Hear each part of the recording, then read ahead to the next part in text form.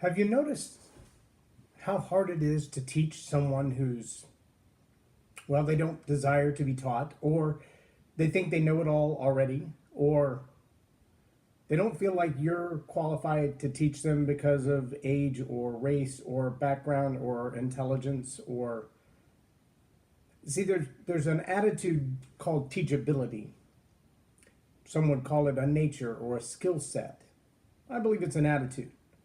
An attitude, by definition, is how you feel about what you think. And if I'm angry because I think you're not competent to teach me, or I'm angry because I think, well, you couldn't know that, you're younger than me, or I'm angry because I think you couldn't know that, you're way too old to get this technology, then my attitude is that I'm not teachable. And if I'm not teachable, then trying to pour into me is complicated. I mean, you can pour in all you want, but it's not going to carry any water. I don't know if you've seen it or not. There's a video that's floating around on Facebook this morning of a guy with the water spigot beside his house, and his water carrying device is a large laundry basket that's solid, only at the very bottom. The rest of it is filled with holes. That's what it's like to try to teach someone who doesn't have a teachable attitude. When that attitude is out of whack, you're wasting a whole lot of time and energy. If you're not willing to learn the small things from anybody, then you're not going to learn the big things either. If you're selective about who you learn from, that's a good thing. But that doesn't mean that you write off anybody else. Sometimes you can learn the greatest lessons purely by accident. I remember working on a part in my truck. And at this moment, I don't remember exactly what it was, but I do remember that we messed with that thing trying to get it out for probably 2 hours. And the position of the device in the truck, all the bolts were out, all the screws were out, but it had to be twisted and laid a certain direction and then rolled out. And it was like an Aggie puzzle. You know, like those little wooden blocks that are all stuck together and you have to figure out how to take them apart and put them back together. They're sometimes really complicated. Sometimes, though, once you figure out what that one move is, you realize it really wasn't that hard. You just didn't know that you didn't know. See, as I stood there trying to get that part out, my son, has an odd natural mechanical inclination for putting weird things together, played with it until he figured it out exactly. Now, we watched a YouTube video where a guy had changed the same part, and he had taken pretty much the whole top of the engine apart. He had the fan cowling out. He had the cooling fan out. He had all kinds of parts taken out that kind of looked like they were in the way. But if you found this little trick to lift and then lay down and then roll over and then slide back at an angle, you could put it in and take it out all day long without taking out any other parts. But he didn't find that part, the guy whose YouTube video was online. He just did a whole lot more work to accomplish the same thing. See, in that moment, I could have just followed the pattern that was already there. I'd done it the way that I'd seen everybody else do it. And I'm guessing that aside from, and I hate to sound conspiratorial, although Apple seems to be confirming a lot of conspiracies at this point, as well as others. I hate to sound conspiratorial, but it does seem, especially in the world of mechanics, working on your car used to be a whole lot easier. Bernard can probably testify to that. It used to be a whole lot easier when you could open the hood and everything that you saw under the hood seemed to serve a legitimate purpose. And everything was put in a way that it's really easy to get to. Nowadays, I opened the hood on my sister's Mustang the other day and told her, you know, it's got a little bit of a rough idle. How old are your plugs? We pulled one of them out. They're the originals, almost 20 years old.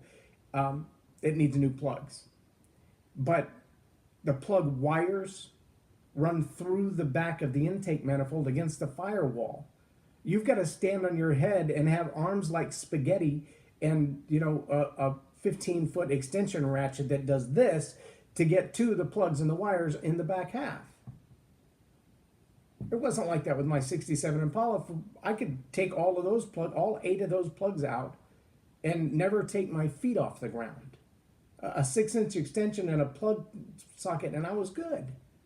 But now there's so many things under the engine, it's almost as if they said, well, let's add another part so we'll have something to replace, and let's add something else that'll make it more complicated to do the job so that only people with specialized knowledge can do it, and then we can charge $85 an hour plus for them to do what anybody else could have done years ago. So you can be teachable to say, I want to learn how to do this the specified way, the mechanics way, well, you've got to take all these parts off of here because that's why I get paid by the hour. If you knew that you could take that part out in 12, 15 minutes and put it back on, I recently had to replace a brake sensor. The sensor cost $65. It took me about 45 minutes to do it. The quote from the other place to put it on was $350. It's a lot of labor, but it's not labor that I can't do if I'm teachable. Now, I remember the first time I tried to do it, I looked at it for hours trying to figure out how this is supposed to go that way, and it wasn't going to work. That piece didn't fit through that hole. It couldn't be done that way. But I watched a YouTube video, and I watched the guy take the same piece the opposite direction. I went, oh, yeah, that actually makes more sense.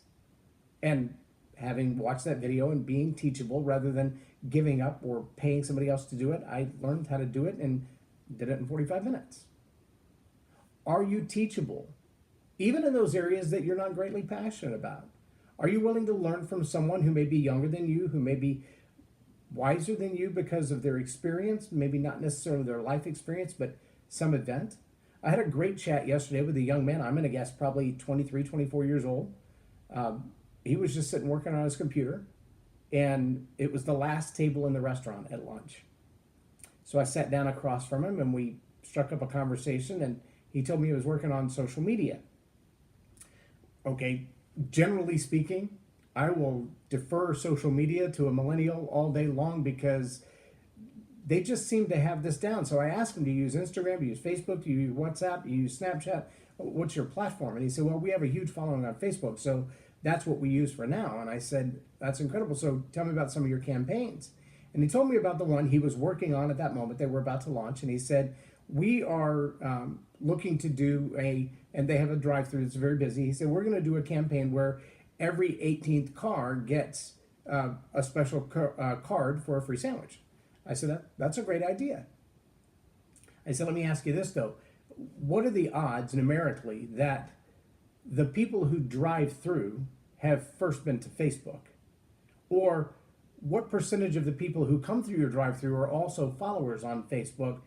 So by the time you put those two moving dynamics together, the percentage of drive-through customers who are on Facebook and your fans and who receive your promotion, who are also the 18th car in line.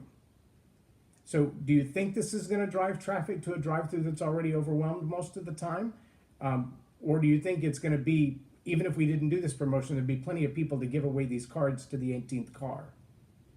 And he's kind of looked at me for a second. I said, what if instead of the combined campaign, you did something like, if they got the Facebook promotion and they were in line, they could simply show the code or the coupon or the QR code on their phone, just like you do your boarding pass or your tickets at the movies. And when they show that to the person ringing up their order, then they get something extra because they came because of Facebook and they're asking to take advantage of that coupon. Then you have a dual tracking. They saw it and they utilized it, and you have a great registry, if you will, of people who are active on Facebook and in the store on a regular basis. And he just kind of looked at me and he said, it's actually a really good idea. I'm not sure that our system is set up for that, but we'll have to see. So in that moment, he was a teachable young man who, although I would defer to him based on his age and experiences on social media all day long, the logistics behind his marketing campaign were like the guy's water basket. It's hard to carry water in a basket. But at the same time, the longer we sat and talked, he talked to me about working at a summer camp, a very well-known summer camp. and explain to me the reasons why it's so pricey to attend there, but also all the things that that particular camp does to make sure that their experience, their customer experience, and they see themselves as having two customers, the kids who attend camp and the parents who pay for them to go. That goes right back to the 5 niches, with the 5 target markets within your niche that I've talked about many times on this show. There are different conversations that you have to have within your niche audience. Well, they know what their niche audience is, young people from 7 to 18 years old. But they also know that while their attendance at the camp needs to be on a level of excellence, they also understand that the parents who drop them off there, they don't want to see crooked pictures hanging on the wall. They don't want to see run down bathrooms and camp buildings that look like they're about to fall over from termite infestation. They want to know that the money they've invested in kids attending camp is money well spent. They want to know that they've made an investment in excellence, that their young people are going to have a great experience, that they're going to have a lot of fun, that they're going to be safe, and that they're going to learn something important. That's pretty good insight for a 20-something. His dedication to what he's doing, his understanding that it goes beyond the level of, I show up at 6 o'clock in the morning, I play with kids all day. And that's his part-time job. He's also in college at this point. So he's going to college, he's holding down a full-time job, he's holding down a part-time summer job, and it seems like he's working his tail off. He's a bright kid. He's got a bright future ahead of him. But what if you have a 20-something who doesn't have a teachable attitude, who couldn't, even though he's in college, which most college-age kids feel like they are learning so much. He's working on his business degree and his marketing degree along with others. But if you were a college kid and working on that stuff, would you look at some old man who sat down at the table across from you and go, you make a really good point? Or would you say, listen, I'm in college for this, my professors are the smart ones, I already got this figured out? Do you have an attitude of teachability? Could you sit down at the same table with a 24-year-old and let them school you on why summer camp is a great thing and how they invest in it and who they're connected with and why they spend so much money and why they have to be recertified every year? Because if you can't learn those things, if you're not teachable in that way, you're going to stop growing pretty fast. Your opportunities to excel are going to begin to diminish. Your new opportunities in business and relationship are going to fade. It doesn't matter your age. It doesn't matter your current level of education. When you reach the point that you can't learn anymore, then anybody who's pouring into you, anybody who's adding value to you, is pouring water into a laundry basket. They're trying to fill a laundry basket. I would also liken it to, say, digging a hole in the ocean with a fork. You can do a whole lot. You can have a whole lot of activity, but you're not really going to accomplish anything. My challenge to you today is really simple. Open your mind. Make sure that you approach every encounter, every relationship, every engagement, every transaction with an attitude of teachability. Think about the things that you want to learn, that you need to learn, and then realize you probably don't know them yet because you haven't met the person who's going to teach you. Or you did meet them and you weren't willing to learn from them.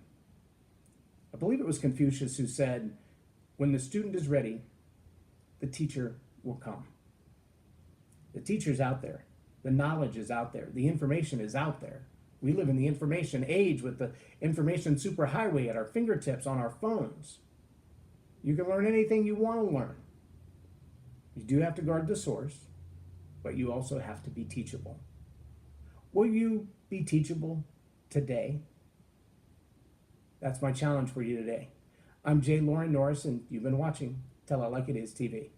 Have a blessed day.